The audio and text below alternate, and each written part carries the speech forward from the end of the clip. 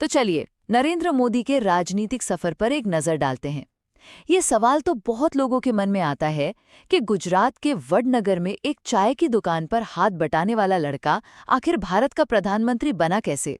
देखिए, ये कहानी है एक जबरदस्त महत्वाकांक्षा और गजब की राजनीतिक समझ की। अगर आप उनके सफर को देखें ना, तो इसे 3 जरूरी हिस्सों में बांटकर समझ सकते हैं।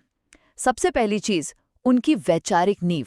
देखिए, उनकी शुरुआत बहुत साधारण थी, लेकिन वो बहुत कम उम्र में ही राष्ट्रीय स्वयंसेवक संघ मतलब आरएसएस से जुड़ गए थे। और यहीं से आप कह सकते हैं उन्हें वो अनुशासन और हिंदू राष्ट्रवाद की विचारधारा मिली जिसने उनके पूरे पॉलिटिकल करियर को एक शेप दिया। दूसरा पॉइंट है उनका गुजरात मॉडल।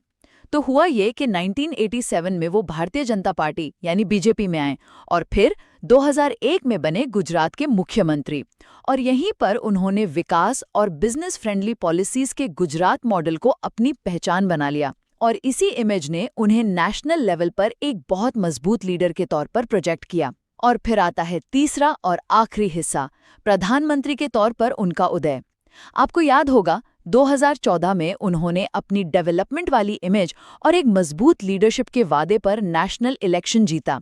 प्रधानमंत्री बनने के बाद उन्होंने डिजिटल इंडिया और स्वच्छ भारत जैसे बड़े बड़े कैंपेन चलाए और साथ ही दुनिया भर में भारत की एक मजबूत पहचान बनाने पर भी काफी जोर दिया। तो संक्षेप में नरेंद्र मोदी का सफर एक चाय की दुकान से शुरू होकर देश के नेतृत्व तक पहुंचने की एक असाधारण कहानी है, जो दिखाती